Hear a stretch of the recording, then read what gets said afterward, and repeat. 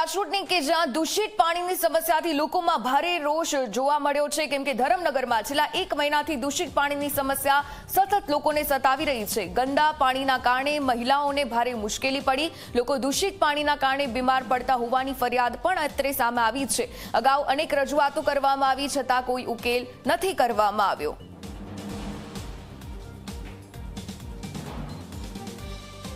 ઘણા સમયથી દૂષિત પાણી આવવાની ફરિયાદો છે તે ઉઠી રહી છે અને આ વખતે રાજકોટના વોર્ડ નંબર 1 માં ધરમનગર વિસ્તારની અંદર દૂષિત પાણીને કારણે સ્થાનિક લોકો છે તેમના દ્વારા વિરોધ છે તે કરવામાં આવ્યો છે।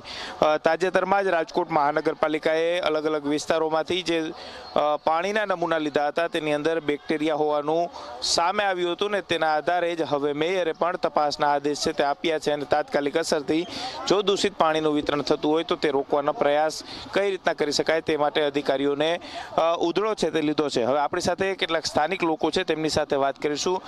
બેન, શું કહેશો, કેટલા સમયથી દૂષિત પાણી આવે છે અને કઈ રીતના મુશ્કેલી પડી રહી છે? 1 મહિનોથી આ પાણી બહુ ખરાબ પાણી આવે છે। કેટલી બધી અમે કમ્પ્લેન લખાવી છતાંય કોઈ ધ્યાન આપતું નથી। પહેલા અમને બહુ બધા કે શું તકલીફ છે, અત્યારે ચૂંટણી પૂરી થઈ ગઈ તો કોઈ પૂછતું જ નથી કે તમે શું કરો, કેવું પાણી આવે છે। પાણી પણ 15 જ મિનિટ આવે છે। બેન, ખરાબ પાણી આવે છે એનાથી રોગચાળો ફેલાતો હોય છે, આપણા આ વિસ્તારની અંદર કેવી સ્થિતિ?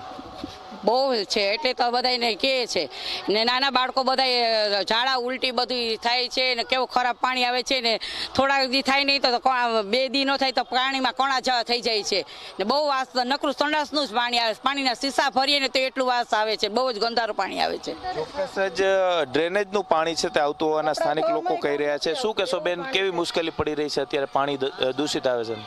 દૂષિત પાણીની તો વાત ન કરો, કોર્પોરેશન તો બિલકુલ કાંઈ ધ્યાન જ નથી આપતું, બરોબર છે। પાણી આટલું ખરાબ આવે છે, આટલી રજૂઆત કરવા છતાંય કોઈ આવતું નથી કે તમારે શું તકલીફ છે। વોટ લેવો હોય ને ત્યારે બધા આવે, મત તમને આપજો હો, પંજાવાળા કોંગ્રેસવાળા અત્યારે બધા ક્યાં સૂઈ ગયા છે? પંજોય નથી ને કોંગ્રેસે નથી। અમે મરીએ છીએ આવું પાણી પીને, વેચાતા પાણી લઈને અમારે પીવા પડે છે, તો અમે આમાં વેરા શું કામ ભરીએ છીએ ભાઈ? વેરો એના માટે જ ભરીએ છીએ કે અમને ચોખ્ખું પાણી પીવાનું મળવું જોઈએ, એ છતાંય અમારે પાણી તો બહારથી જ લઈને પીવું પડે છે। શું માંગ છે?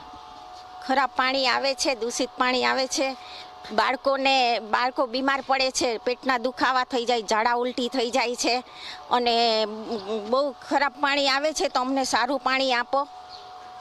ચોક્કસ જ સ્થાનિક લોકો સ્પષ્ટ રીતે કહી રહ્યા છે કે દૂષિત પાણીને કારણે આ વિસ્તારની અંદર રોગચાળો છે તે ફેલાઈ રહ્યો છે। અહીં કેટલાક લોકો છે તેમની સાથે શું કહેશો, કઈ રીતની પરિસ્થિતિ છે, કેટલા સમયથી દૂષિત પાણી આવે છે અને કેવો રોગચાળો?